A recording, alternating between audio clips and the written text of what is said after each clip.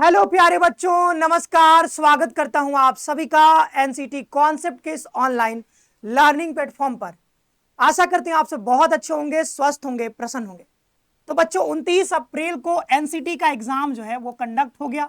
ठीक है, हम लोग हमारी टीम जो है नोएडा के सेंटर पे भी हम लोग आए थे। आप में से बहुत सारे बच्चों से मुलाकात हुई, बहुत अच्छा लगा और आप सभी का रिस्पांस भी बहुत अच्छा रहा। आप सभी ने बताया कि एनसीटी कॉन्सेप्ट से बहुत हेल्प मिला है और आपका पेपर भी बहुत अच्छा हुआ है। तो आई होप कि जो है बहुत अच्छे यूनिवर्सिटीज़ में लाइक आईआईटी, एनआईटी, आरआई और भी बहुत से तमाम जो इंस्टीट्यूशंस हैं वहां पे जरूर आपको एडमिशन मिलेगा।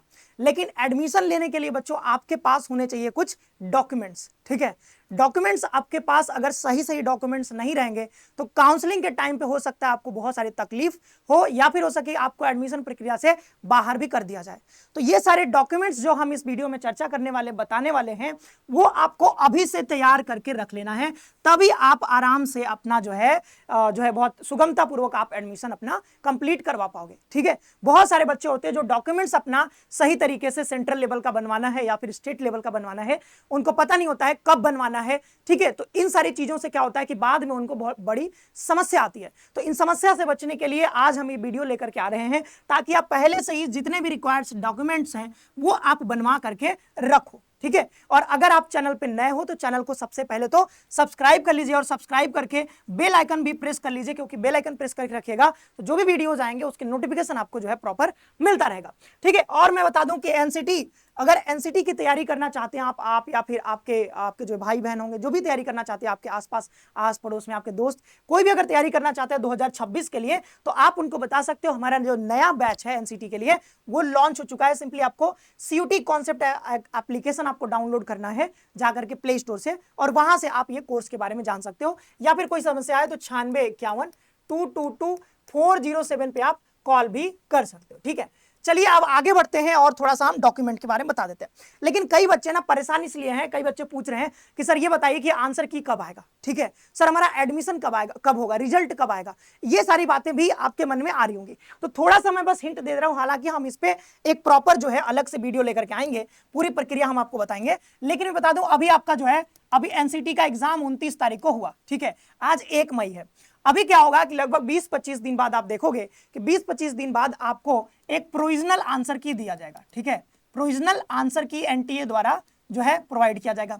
देन 2-3 दिन आपको टाइम दिया जाता है कि आप जो है चैलेंज कर सकते हो। अगर आपको लगता है कि नहीं कोई जो है यहाँ पर कोई ऑप्शन जो है गलत दे दिया गया है, आंसर गलत दे दिया गया एनटीए के द्वारा प्रोविजनल आंसर की में, तो आप उसको चैलेंज कर सकते हो। देन उसके बाद जो है फाइनल आंसर की जारी किया जाएगा, फाइनल आंसर की, और उसके बाद आएगा आपका रिजल्ट। ठीक है, और रिजल्ट के बाद फिर वहां पे रिजल्ट जब आ जाएगा तो आपको स्कोर कार्ड अपना मिल जाएगा। और देन उसके बाद अलग अलग जो भी इंस्टीट्यूशंस है, चाहे आईटी हो, एनआईटी हो, सारी जगह देखोगे अलग अलग डेट्स पर अपने अपने रजिस्ट्रेशंस ओपन किया जाएगा यूनिवर्सिटीज द्वारा। ठीक है, और जब रजिस्ट्रेशन ओपन होगा तो आपको उनके रजिस्ट्रेशन पोर्टल पर जाकर के काउंसलिंग प्रक्रिया ऑनलाइन होती है मोस्टली, तो आपको वो कंप्लीट करना होगा, रजिस्ट्रेशन करना होगा। देन काउंसलिंग की पूरी लंबी प्रक्रिया होती है, ऑनलाइन ही होता है, घर बैठे कर सकते हो। हाँ, कुछ ऐसे इंस्टीट्यूशंस हैं जहां पर ऑफलाइन भी होता है। तो वो कंप्लीट करने के बाद फिर अलग अलग यूनिवर्सिटीज अपना क्या करेंगी, कट ऑफ जारी करेंगी। तो अभी देख रहे हो कि ये काफी लंबी प्रक्रिया होने वाली है। अभी तो आप यहीं तक पहुंचे हो, ठीक है, इस वाले स्टेप पे।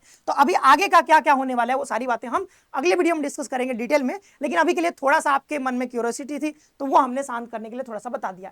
अब आ जाते हैं हमारे डॉक्यूमेंट्स के ऊपर। तो सबसे पहला जो डॉक्यूमेंट आपको वहां पर मांगा जाएगा वो होगा आपका जो एप्लीकेशन फॉर्म जो आपने भरा था उसका रिसिप्ट आपने डाउनलोड करके रखा होगा। ठीक है, आपने जब भी एप्लीकेशन फॉर्म भरा होगा तो ये एप्लीकेशन फॉर्म का जो रिसिप्ट है वो आपसे मांगा जाएगा। ठीक है, तो पहला डॉक्यूमेंट ये हो गया जो कि आपके पास होगा, इसके लिए कहीं दिक्कत की बात है ही नहीं, वो तो आपके पास होगा ही। ठीक है, देन बात करते हैं जो कि मोस्ट इंपॉर्टेंट है, वो है आपका एडमिट कार्ड। तो एडमिट कार्ड जो आपको अभी आपने डाउनलोड किया होगा वो एडमिट कार्ड आपको आपसे मांगा जाएगा। ठीक है, आपने एग्जाम में भी लेकर के गए होगे, बिना इसके तो एग्जाम में घुसने ही नहीं दिया जाता है। तो ये एडमिट कार्ड आपसे यहाँ पे मांगा जाता है। देन जब ये स्कोर कार्ड, अभी के लिए स्कोर कार्ड आपको नहीं मिला होगा, जब एनटीए जारी करेगी ना फाइनल आंसर की के बाद आपका रिजल्ट आएगा तो वो स्कोर कार्ड आप यहाँ पे अपना डाउनलोड कर लोगे, तो उससे पता चल जाएगा कि आपके कितने मार्क्स आए हैं, वो सारी चीजें। तो आपका स्कोर कार्ड भी आपको मिल जाएगा, अभी ये मिला नहीं है, मिल जाएगा। ठीक है, तो स्कोर कार्ड चाहिए। देन आपको चाहिए होता है आधार कार्ड। ठीक है, आपको चाहिए होता है अपना आधार कार्ड। अब यह मैंने यहां पर आगे लिखा है अपडेटेड होना चाहिए। मतलब क्या कि कई बच्चों का क्या होता है कि आपका यहां पर देखो कि आपके आधार कार्ड में डेट ऑफ बर्थ 1/1/2000 6 है मान लो, ठीक है। और आपका जो यहाँ पे 10th का मार्कशीट है उस पे जो आपका डेट ऑफ बर्थ है वो है मान लो 1 अक्टूबर है, 1 अक्टूबर 2006। तो क्या हो गया, ये अलग अलग डेट ऑफ बर्थ हो गए। अब कई बच्चों का क्या होता है कि इनका ये अपडेटेड ही नहीं होता है, ठीक है, इनका आधार कार्ड अपडेट ही नहीं होता है, इनका डेट ऑफ बर्थ या फिर कुछ चीजें जो है वो अलग होती हैं, कुछ चीजें गड़बड़ होती हैं। तो आपको क्या करा लेना है कि आपको इसको अपडेट करवा लेना है, अपने आधार कार्ड को अपडेट करवा लेना है। और हो सके तो आपको अगर उसमें नंबर जो आपने दिया है आधार कार्ड से जो मोबाइल नंबर लिंक होता है, वो मोबाइल नंबर लिंक जो है वो अगर बंद पड़ चुका है तो आप इसको नए नंबर से लिंक भी करवा लीजिएगा। मतलब क्या कहना है कि आपको जो आपके मार्कशीट में है वो डेट ऑफ बर्थ आपके आधार कार्ड में भी होना चाहिए, उसमें मिसमैच नहीं होना चाहिए। तो अगर किसी बच्चा का ऐसा है तो वो जल्दी से जल्दी जाकर के अपना इसको अपडेट करवा लेगा। देन क्या चाहिए आपको, 10th और 12th का मार्कशीट चाहिए और सर्टिफिकेट भी चाहिए, ठीक है। क्या होता है देखो, मार्कशीट अलग होता है, सर्टिफिकेट अलग होता है, ठीक है। तो जो बिहार बोर्ड में अगर बच्चा आप पढ़ रहे हो तो वहां पे आपको मार्कशीट अलग मिलेगा। मार्कशीट में क्या होता है, आपके मार्क्स जो है पूरा होते हैं कि भाई आपने फिजिक्स में कितना पाया, केमिस्ट्री में कितना पाया, वो सारी चीजें। और सर्टिफिकेट में सर्टिफाई किया जाता है, उसमें साइन मोहर होता है कि भाई इसने हमारे यहाँ से पास किया है, ठीक है, किस कॉलेज से कहाँ से पास किया है। तो उसमें जो है तो सर्टिफिकेट अलग होता है और मार्कशीट अलग होता है, तो ये दोनों ही मांगा जाता है। हाँ, कुछ जगह ऐसा हो सकता है जैसे यूपी बोर्ड में आप पढ़ रहे हो तो मार्कशीट एक तरफ मार्कशीट होता है, उसके पीछे सर्टिफिकेट होता है, तो उसमें एक ही आपको चाहिए होता है। लेकिन बिहार बोर्ड में फिर आपको अलग अलग यहाँ पे मिलता है, ठीक है, सर्टिफिकेट अलग से मिलता है, मार्कशीट अलग से मिलता है। तो 10th का भी चाहिए और 12th का भी चाहिए, तो ये तो आपको मिल ही जाएगा, इसमें भी कोई दिक्कत नहीं है। अब मेन समस्या आती है बच्चों को कैटेगरी सर्टिफिकेट में, ठीक है। तो ये कैटेगरी सर्टिफिकेट में पहले ही बता देता हूं। कैटेगरी सर्टिफिकेट मतलब आपको जैसे कि आप ईडब्ल्यूएस कैटेगरी से आते हो, चाहे आप ओबीसी से, एसटी से, एससी से, जिस भी कैटेगरी से आप आ रहे हो, ठीक है, आपको यहाँ पर कैटेगरी सर्टिफिकेट लगाना होगा। अब इसमें कई सारे बच्चे कमेंट में पूछते हैं कि सर हमारा जनरल कैटेगरी है तो क्या हमको भी देना होगा क्या? नहीं, आपको नहीं देना होगा। जनरल मतलब अनरिजर्व कैटेगरी, तो आप कोई कोटा क्लेम कर ही नहीं रहे हो तो आपको कोई भी सर्टिफिकेट देने की जरूरत नहीं है, ठीक है। तो आप मान लो ईडब्ल्यूएस कैटेगरी से हो तो ईडब्ल्यूएस का सर्टिफिकेट आपको प्रोड्यूस करना होगा, वहां पे आपको देना होगा, जमा करना होगा, ठीक है। अब आप कहोगे सर ये सेंट्रल लेवल क्या होता है? सेंट्रल लेवल पे मतलब आपको सेंट्रल लेवल, देखो दो प्रकार के सर्टिफिकेट्स आपको बनते हैं, एक तो सेंट्रल लेवल, एक स्टेट लेवल का। तो आप जो भी सर्टिफिकेट यहाँ पे जमा करोगे वो आपको मस्ट है सेंट्रल लेवल का ही होना चाहिए, ठीक है, सेंट्रल लेवल का ही होना चाहिए। उसमें बाकायदा लिखा होता है, ठीक है, जब आप यहाँ पे करवाओगे काउंसलिंग तो उसमें लिखा होता है। वैसे आप देखोगे तो एनसीटी का जो बुलेटिन होगा उसमें भी नीचे जाओगे तो आपको कहीं ना कहीं लिखा होगा कि आपको जो है तहसीलदार से ऊपर का कोई ऑफिसर है तो उसके द्वारा सिग्नेचर अगर किया गया है तो वो आपका सेंट्रल लेवल का माना जाएगा, ठीक है। तो जैसे ईडब्ल्यूएस के बारे में हम ये बता रहे हैं, तो सेंट्रल लेवल का सर्टिफिकेट आपको बनवाना है। जब भी आप अपने जाओ वहां पे तहसील पे जहां पे भी बन रहा है वहां पे जाकर के बताइएगा कि हमको सेंट्रल लेवल का सर्टिफिकेट मुझे चाहिए, ठीक है, क्योंकि यही आपसे मांगा जाएगा।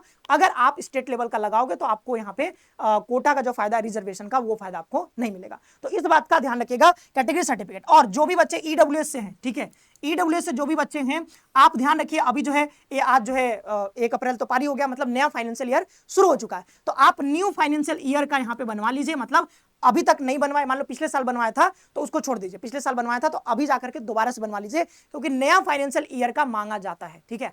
आपका कॉलेज क्या कहेगा, यूनिवर्सिटी क्या कहेगा कि आप न्यू फाइनेंशियल ईयर का हमको ईडब्ल्यूएस दीजिए। तो कहां से दोगे भाई, अभी बनवा लोगे, जैसे 1 अप्रैल शुरू हो चुका है, आज तो मान लो कि 1 मई हो गया तो अप्रैल बीत ही चुका है, तो मतलब नया फाइनेंशियल ईयर में हम आ चुके हैं। तो आप फटाफट से जाकर के अब नया ईडब्ल्यूएस आप अपना बनवा लीजिए, क्योंकि ईडब्ल्यूएस को हर साल अपना रिन्यू करवाना पड़ता है, नया आपको नया फाइनेंशियल ईयर के नया ईडब्ल्यूएस देना पड़ता है, ठीक है। तो इस बात का भी ध्यान रखिएगा, नया ये बनवा लीजिए जल्दी से। और कैटेगरी के साथ आपको मैं कहूंगा कि कोटा सर्टिफिकेट, जो भी बच्चे कोटा क्लेम करने वाले हैं, ठीक है, चाहे आप पीडब्ल्यूडी कोटा से हो, ठीक है, पीडब्ल्यूडी कोटा से, या फिर आप मतलब स्पोर्ट्स कोटा, जो भी आप कश्मीरी माइग्रेंट, जो भी कोटा आप क्लेम करना चाहते हो, तो इसके लिए भी आपके पास अपना वेरीफाइड सर्टिफिकेट, वैलिड डॉक्यूमेंट आपके पास होना चाहिए, तभी आप वो कोटा का फायदा उठा पाओगे, ठीक है। नेक्स्ट हम आगे बढ़ते हैं, यहाँ पे आपको मेडिकल सर्टिफिकेट भी चाहिए होगा, सीएमओ, जो भी मतलब जो पीडब्ल्यूडी कैटेगरी वाले बच्चे हैं तो उनको आपको सीएमओ द्वारा सर्टिफाइड, आपको चीफ मेडिकल ऑफिसर द्वारा सर्टिफाइड आपको यहाँ पे मेडिकल सर्टिफिकेट लगाना होगा, ठीक है, तभी आप वहां पे आपको कोटा का फायदा मिलेगा।